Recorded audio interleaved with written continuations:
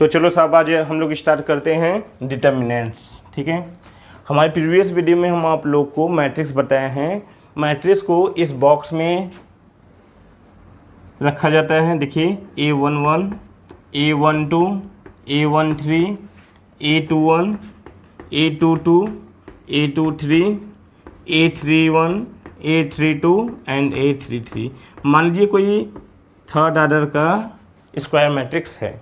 ठीक है, 3×3 ऑर्डर का कोई स्क्वायर मैट्रिक्स है। मैट्रिक्स में क्या होता है, केवल एलिमेंट्स को अरेंज किया जाता है, इसकी कोई वैल्यू नहीं निकलती है। बाद में लोगों का मन हुआ कि मैट्रिक्स की भी वैल्यू निकाली जाए, तो उन लोगों ने मैट्रिक्स की वैल्यू निकाल ली और इसको एक अलग नाम दे दिया, जिसको हम लोग क्या कहते हैं, डिटर्मिनेंट्स।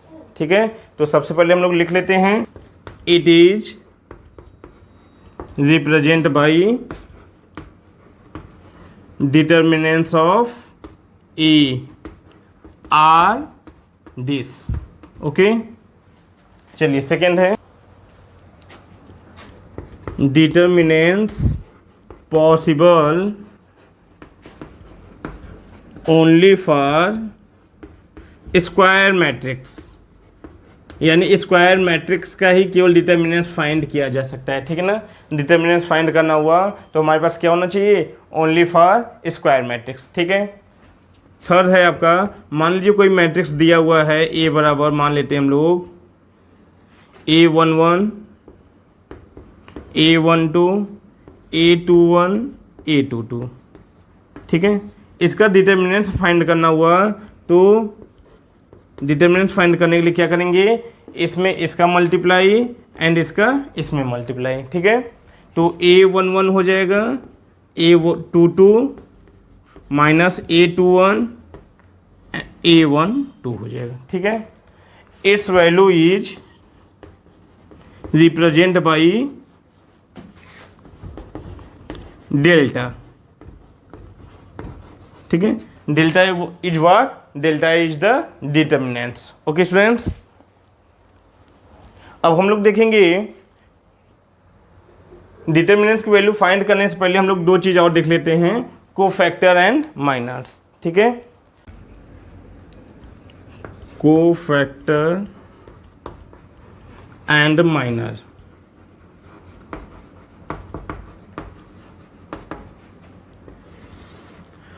तो सबसे पहले हम लोग माइनर देख लेते हैं। Minor is represent by MIJ। Okay students, what is the I is the row and J is column. मान लीजिए हमको माइनर फाइंड करना हुआ, मैट्रिक्स दिया हुआ ये A बराबर दिस मैट्रिक्स एंड हमको फाइंड करना हुआ M11। तो M11 फाइंड करने के लिए फर्स्ट रो और फर्स्ट कॉलम को हम लोग नहीं देखेंगे, तो क्या आ जाएगा माइनर इसका, फर्स्ट रो और फर्स्ट कॉलम को नहीं देखेंगे तो आएगा A22, A23, A32, A33 और इसका डिटर्मिनेंट्स क्या हो जाएगा, A22, A33 minus A32, A23। ठीक है, मान लीजिए हमको माइनर फाइंड करना हुआ 3-2 का, तो 3-2 का माइनर क्या होगा, थर्ड वाला रो नहीं देखेंगे और सेकेंड वाला कॉलम नहीं देखेंगे, तो क्या बनेगा A11, A13, A21, A23, यानी वैल्यू क्या हो जाएगी, A11, A23 minus A21, A13। तो इस प्रकार से हम लोग माइनर फाइंड कर लेते हैं। ठीक है, अब हम लोग देखेंगे कोफैक्टर फाइंड करना। हालांकि मैट्रिक्स में आप लोग कोफैक्टर फाइंड कर चुके हैं, फिर भी यहाँ हम लोग देख लेते हैं कोफैक्टर को कैसे रिप्रेजेंट किया जाता है। Cofactor is represent by CIJ। ठीक है, और CIJ की वैल्यू क्या होगी, CIJ की वैल्यू होगी -1 के power I plus J minor MIJ। ठीक है स्टूडेंट्स, मान लीजिए हमको C11 फाइंड करना हुआ, तो C11 फाइंड करने के लिए -1 के पावर 1 + 1 और MIJ एम आई जे की वैल्यू यानी M11, यहाँ पे क्या लिखेंगे M11, तो ये क्या हो जाएगा -1 के पावर 2 यानी प्लस आएगा। M11 की वैल्यू आप लोग फाइंड किए हैं ये, तो ये आप लोग रख देंगे। डायरेक्ट हम लोग ये रख देते हैं, क्या हो जाएगा A22, A23, A32, A33। मान लीजिए हमको माइनर फाइंड कर मान लीजिए हमको कोफैक्टर फाइंड करना हुआ A23 का, यानी C23 फाइंड करिए। तो C23 फाइंड करने के लिए क्या करेंगे हम लोग,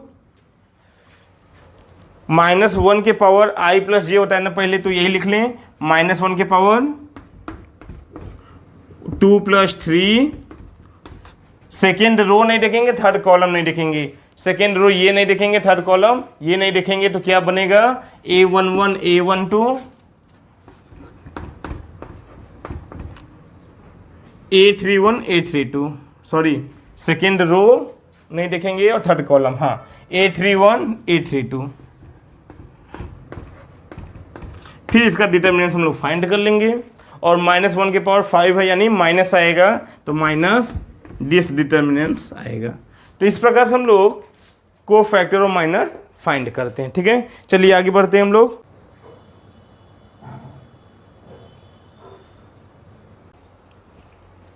तो चलिए बात करते हैं हम लोग कि किसी भी डिटर्मिनेंट्स की वैल्यू कैसे फाइंड की जाती है। तो डिटर्मिनेंट्स की वैल्यू फाइंड करने के लिए किसी भी रो के elements multiplied by their cofactors and then sum. क्या कह रहे हैं हम, किसी भी रो के elements multiplied bye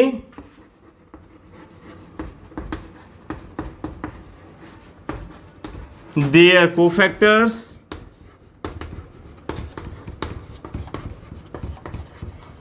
and then sum. ठीक है, किसी भी रो के, अच्छा रो या कॉलम भी बोल सकते हैं आप, रो या कॉलम के एलिमेंट्स, किसी भी रो या कॉलम के elements multiplied by their cofactors and then sum, then we can get value of determinants. Right है, value of determinants represent by delta. So delta equal to क्या हो जाएगा, किसी भी रो या कॉलम के एलिमेंट्स ले लीजिए। चलिए हम लोग फर्स्ट रो लेते हैं, फर्स्ट रो के एलिमेंट्स लेते हैं। फर्स्ट रो के एलिमेंट्स ये हैं, तो कैसे निकलेगा देखिए A11, और इसी का कोफैक्टर, इसका कोफैक्टर किसे लिखते हैं C11 से। किसी भी रो के elements multiplied by their cofactors and then sum, यानी प्लस करेंगे A12 C12 plus A13 C13। ठीक है, फॉर एग्जाम्पल एक हम ले लेते हैं example, A equal to determinants दिया हुआ है 4 3 2 7 5 1 5 2 5। सपोज कर लेते हैं यही कोई डिटर्मिनेंट्स दिया हुआ है, तो इसका डिटर्मिनेंट्स कैसे निकलेगा, इसकी वैल्यू कैसे निकलेगी, डेल्टा इक्वल टू क्या हो जाएगा, किसी भी रो के एलिमेंट्स लीजिए चाहे कॉलम के एलिमेंट्स लीजिए, तो हम लोग यहाँ पे रो के एलिमेंट्स लेते हैं। तो A11 क्या है 4 है, 4 ले लीजिए। फिर C11 कोफैक्टर, C11 निकालने के लिए फर्स्ट रो फर्स्ट कॉलम को नहीं देखेंगे, डिटर्मिनेंट्स इसको लिखेंगे, लेकिन -1 के पावर क्या हो जाएगा 1 + 1 इवन, यानी प्लस आएगा तो प्लस साइन लिखेंगे, और फर्स्ट रो फर्स्ट कॉलम को नहीं देखेंगे, इसको लिख लीजिए 5 2 1 5। ठीक है, प्लस A12 यानी फर्स्ट रो सेकेंड कॉलम के एलिमेंट्स 3 है, 3 लिखिए आप। फिर इसके कोफैक्टर C12 को निकालने के लिए -1 के पावर 1 + 2 3 होगा, यानी माइनस आएगा, तो हम लोग यहाँ पे माइनस लगा देते हैं। फिर फर्स्ट रो नहीं देखना है, सेकेंड कॉलम नहीं देखो, फर्स्ट रो नहीं देखो, सेकेंड कॉलम नहीं देखो, 7 5 1 5 7 5 1 5। ठीक है, फिर प्लस करिए A13 लिखिए, A13 क्या है 2 है, 2 लिखिए आप। अच्छा, C13 निकालने के लिए -1 के पावर 1 + 3 4 होगा, यानी प्लस होगा, प्लस साइन लगा है, और फर्स्ट रो नहीं देखो, थर्ड कॉलम नहीं देखो, फर्स्ट रो नहीं देखो, थर्ड कॉलम नहीं देखो, 7552 7552 और फिर इस प्रकार से वैल्यू फाइंड कर लो। देखिए 4 5 5 जा 25 माइनस 2 माइनस 3 75 7 5 जा 35 माइनस 5 प्लस 2 7 2 जा 14 माइनस 25।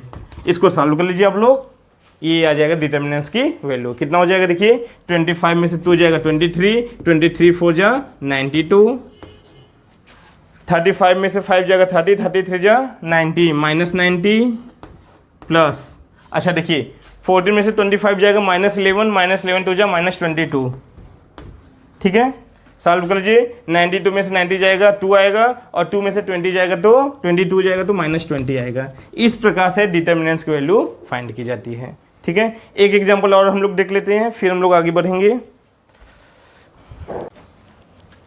एक एग्जांपल और है, देखिए डिटर्मिनेंट्स दिया 2 3 4 4 5 6 6 7 8। तो डिटर्मिनेंट्स ऑफ ये कैसे निकलेगा वो डायरेक्ट देखिए थोड़ा सा। देखिए पहले 2 लेंगे हम लोग, फिर 2 वाला रो नहीं देखेंगे, 2 वाला कॉलम नहीं देखेंगे, तो क्या मिलेगा 5 6 7 8। यहाँ पे रख लीजिए 5 6 7 8। पहला प्लस दूसरा माइनस होता है, ये याद कर लीजिए, पहला प्लस दूसरा माइनस, दूसरा माइनस यानी 3 लेंगे। तो थर्ड वाला रो नहीं देखिए, थर्ड वाला कॉलम नहीं देखिए, 4 6 6 8 प्लस 4 लीजिए, पहला प्लस दूसरा माइनस तीसरा प्लस होता है। 4 का रो नहीं देखिए, 4 का कॉलम नहीं देखिए, 4 5 6 7। अब इस प्रकार से इसको सॉल्व कर लीजिए। ठीक है, तो देखिए 2 8 5 जा 40 माइनस 42 माइनस 3 32 माइनस 36 प्लस 4 7 4 जा 28 माइनस 30। ठीक है, सॉल्व कर लीजिए इसको। 40 में से 42 जाएगा -2 -2 2 जा -4। ये देखिए 32 में से 36 जाएगा तो -4 माइनस माइनस प्लस 4 3 जा 12। अब देखिए 28 में से 30 जाएगा -2 4 जा -8। सॉल्व करेंगे तो उसको 0 आएगा। ठीक है, तो इस प्रकार से डिटर्मिनेंट्स की वैल्यू फाइंड की जाती है। अब हम लोग देखेंगे प्रॉपर्टीज ऑफ डिटर्मिनेंट्स। प्रॉपर्टीज बहुत इंपॉर्टेंट है बच्चों, क्योंकि पहला प्रॉपर्टीज तो यही कहता है, देखिए ये देखिए 2 है, यहाँ पे 4 है, यहाँ पे 6 है ना, तो ये ध्यान से देखिए ये AP में लिखे गए हैं और ये भी AP में लिखे गए हैं 3 5 7, ये भी AP में देखिए 4 6 8। अगर देख लीजिए डिटर्मिनेंट्स में कोई AP में हो तो उसकी वैल्यू डायरेक्ट लिख सकते हैं 0। फॉर एग्जांपल हम आपको क्वेश्चन दे दें, A बराबर लिख दें 710 810 910। यहाँ हम लिख दें 810, यहाँ हम लिख दें 910, यहाँ पे लिख दें 1010, यहाँ पे लिख दें हम लोग 910, यहाँ पे 1010, यहाँ पे 1110। ठीक है, और कहा जाए इसकी वैल्यू फाइंड कीजिए। तो आप लोग देखिए कहीं ये AP में तो नहीं है, ये जो लिखा हुआ चाहे इधर से AP हो चाहे इधर से AP हो, अगर AP में हो यानी कॉमन डिफरेंस क्या हो, सेम हो, तो उसकी डिटर्मिनेंट्स की वैल्यू क्या होती है, 0 हो जाती है। इसको हम प्रॉपर्टीज में प्रूफ कराएंगे, फिलहाल इसको हम लोग यहाँ देख लेते हैं कहीं ये AP में तो नहीं है। देखिए 810 में से 710 जाएगा तो 100, 910 में से 810 जाएगा तो 100, इसमें भी माइनस करेंगे तो 100, इसमें भी माइनस करेंगे तो 100, इधर से माइनस करेंगे 100 और इधर से भी माइनस करेंगे तो 100 का कॉमन डिफरेंस आ रहा है, तो निश्चित रूप से इसकी जो वैल्यू होगी क्या होगी, 0 होगी। ठीक है, तो प्रॉपर्टीज देखना बहुत जरूरी है, क्योंकि प्रॉपर्टीज अगर हमें मालूम रहेगा तो डिटर्मिनेंट्स की वैल्यू हम कहीं कहीं फाइंड नहीं करना पड़ेगा, डायरेक्ट हम लोग 0 रख सकते हैं। ठीक है, तो हम लोग देखते हैं अब प्रॉपर्टीज ऑफ डिटर्मिनेंट। तो चलिए प्रॉपर्टीज 1 कहता है value of determinants remain same by replacing every row with corresponding columns. Hindi में बोले तो डिटर्मिनेंट्स में अगर रो को कॉलम में चेंज कर दिया जाए और कॉलम को रो में चेंज कर दिया जाए तो डिटर्मिनेंट्स की वैल्यू में कोई चेंजिंग नहीं होगा। इसका मतलब क्या हुआ, मान लीजिए अगर डेल्टा इक्वल टू कहीं दिया हुआ है determinants A1 B1 C1, A2 B2 C2 A3 B3 C3। ठीक है, अब इसके रो को कॉलम में लिख दिया जाए तो डिटर्मिनेंट्स की वैल्यू वही रहेगी, यानी डेल्टा बराबर हम लोग लिख सकते हैं A1 B1 C1 A2 B2 C2 A3 B3 C3। यानी डिटर्मिनेंट्स में रो को कॉलम और कॉलम को रो में चेंज करने में कोई फर्क नहीं पड़ता है। ठीक है, ओके फ्रेंड्स, प्रॉपर्टीज 2 है कि if two rows or columns are interchange, यानी किसी भी डिटर्मिनेंट्स के किसी दो रो को या कॉलम को क्या कर दिया जाए, इंटरचेंज कर दिया जाए, तो जो डिटर्मिनेंट्स की वैल्यू होती है वो चेंज होती है, किसमें, साइन में चेंज हो जाती है, यानी उसका साइन क्या हो जाएगा, चेंज हो जाएगा। फॉर एग्जांपल हम लोग देख लेते हैं, अगर डेल्टा बराबर दिया हुआ है A1 B1 C1 A2 B2 C2 A3 B3 C3, ये मान लीजिए रो 1 है, फर्स्ट रो, ये सेकेंड रो है और ये थर्ड रो है। हम इसको ऊपर और इसको नीचे लिखना चाह रहे हैं। कोई केस है, मान लीजिए रो R2 को R1 की जगह, R1 को R2 की जगह लिखना चाह रहे हैं, तो ऐसा हम कर सकते हैं, लेकिन माइनस साइन लगाने के साथ इंटरचेंज कर सकते हैं। अब इसको हम ऊपर लिखेंगे, इसको हम नीचे लिखेंगे। A2 B2 C2 A1 B1 C1 और यहाँ पे A3 B3 C3।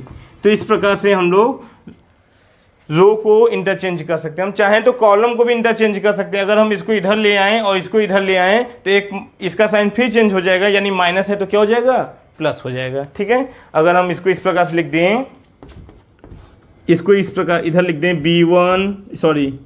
B2 B1 B3 और इसको इधर ले जाएं A2 A1 A3 और C1 को अपने स्थान पे ही है C2 C1 C3, तो इसकी साइन क्या हो जाएगी, चेंज हो जाएगी, यानी माइनस है तो फिर से क्या हो जाएगा, प्लस हो जाएगा। थर्ड प्रॉपर्टीज है if any two rows or columns are same then determinants equal to 0, यानी किसी भी डिटर्मिनेंट्स का कहीं दो रो और कॉलम अगर सेम दिख गया, चाहे दो row either two rows are two columns are same then determinants equal to 0, direct 0 रख दीजिए। फॉर एग्जांपल यहाँ पे A1 B1 C1 है, यहाँ पे A2 B2 C2 है और यहाँ पे भी मान लेते हैं A1 B1 C1 है। ठीक है, तो इसकी वैल्यू क्या हो जाएगी, डायरेक्ट डेल्टा इक्वल टू 0 रख देंगे हम लोग। ठीक है, सॉल्व करने की कोई जरूरत नहीं है, डायरेक्ट हम लोग क्या रखेंगे, 0 रखेंगे। ठीक है, फोर्थ प्रॉपर्टीज क्या कहते हैं, if all the elements of row और कॉलम्स, यानी किसी भी रो या कॉलम के एलिमेंट्स किस में हो, AP में हो, तो उस डिटर्मिनेंट्स की वैल्यू क्या होती है, 0 होती है। ठीक है, सपोज कर लेते हैं हम लोग कोई डिटर्मिनेंट्स, सपोज कर लीजिए डेल्टा इक्वल टू दिया हुआ है ABC, यहाँ पे मान लेते हैं A plus D B plus D C plus D, इसको बना लेते हैं A plus 2D B plus 2D C plus 2D।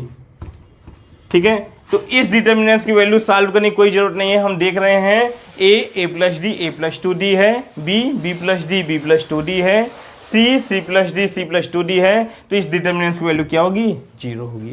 तो इसको हम लोग सॉल्व कर लेते हैं। थोड़ा सा करते क्या हैं, R2 को हम लोग लिखते हैं R2 माइनस R1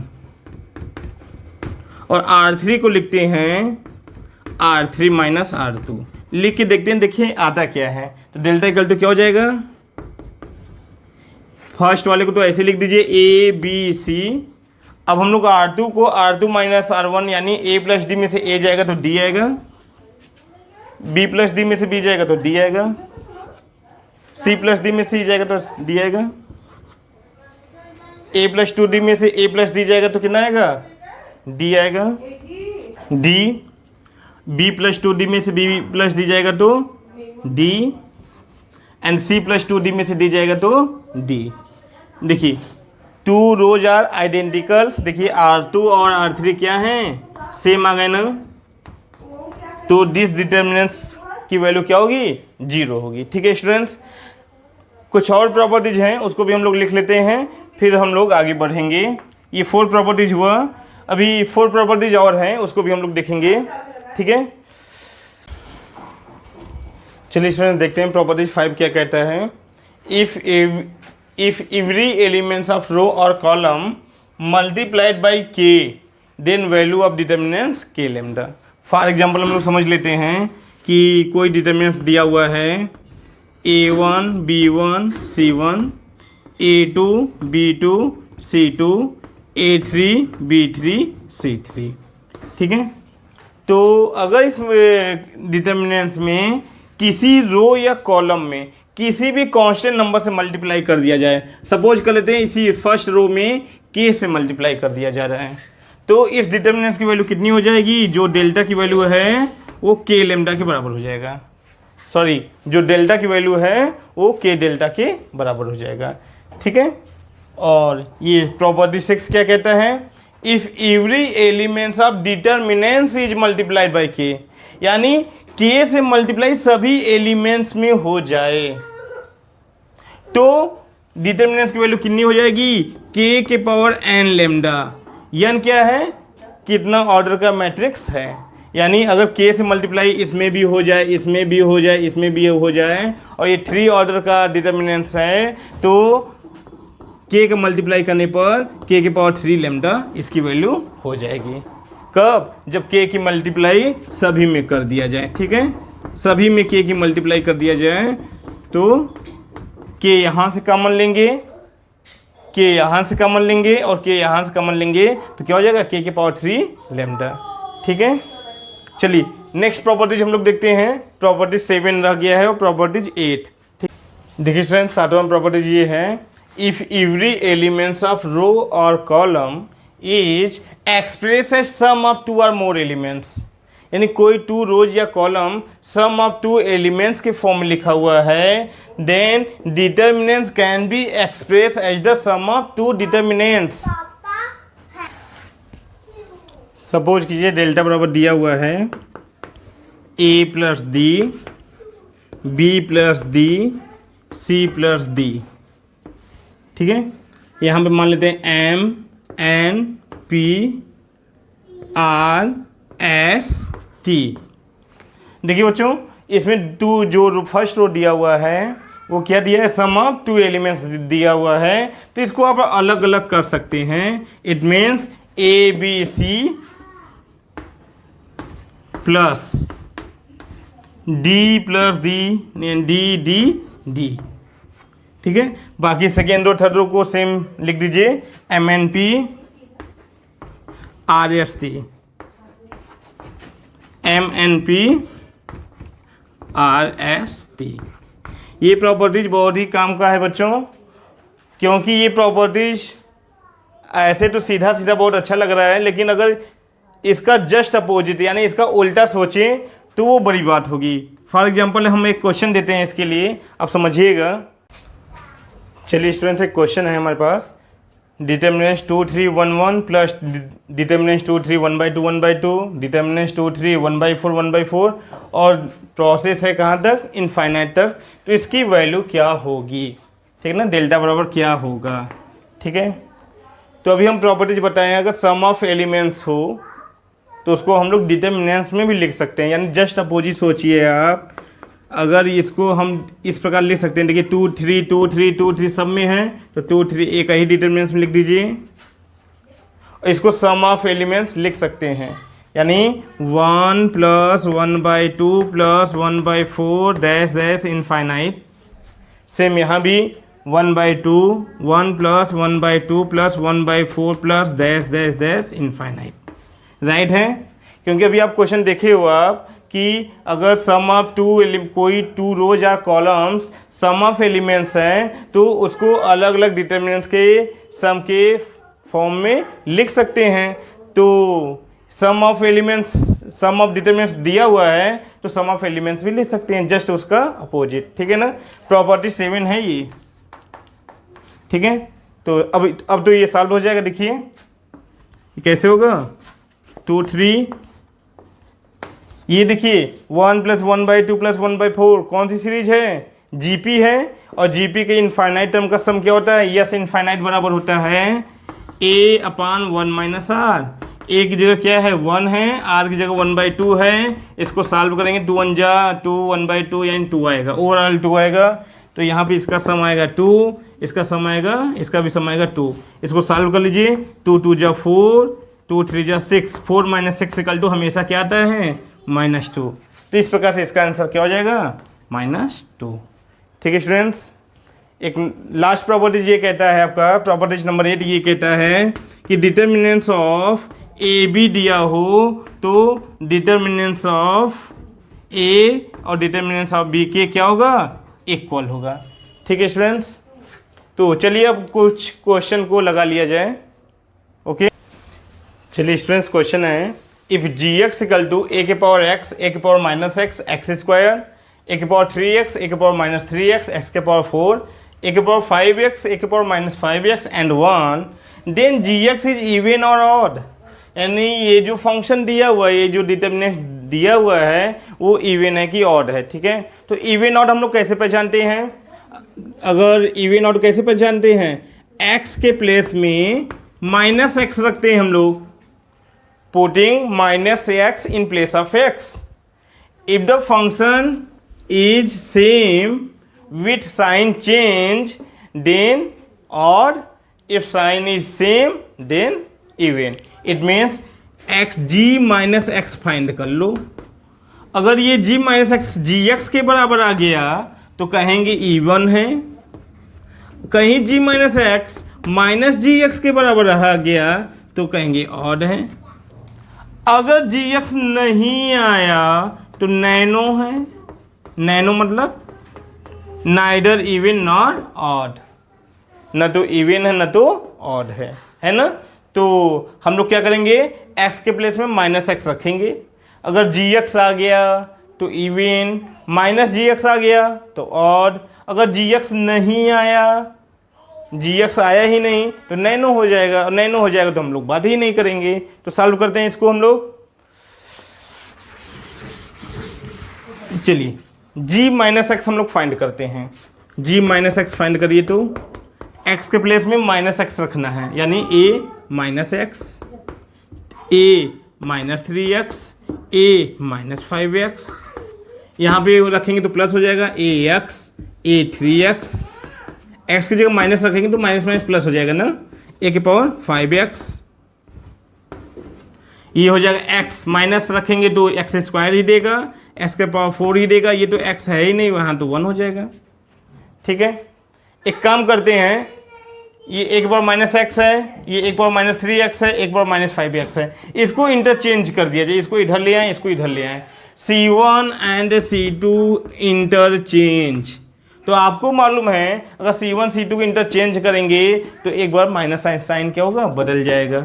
बदल दीजिए साइन और लिख लीजिए इसको a के पावर x, a के पावर 3x, a के पावर 5x। इसको इधर ले आइए, a पे माइनस x, a पे माइनस 3x, a पे माइनस 5x और x स्क्वायर, x के पावर 4 और 1। देखिए वही फंक्शन आ गया क्या, देखिए वही फंक्शन आया बट अपोजिट साइन, यानी माइनस जी एक्स आया। तो ये कैसा फंक्शन है, इवन है कि ऑड है, ये फंक्शन कैसा होगा, ऑड होगा। ठीक है बच्चों, ये फंक्शन क्या होगा, ऑड होगा। चलिए नेक्स्ट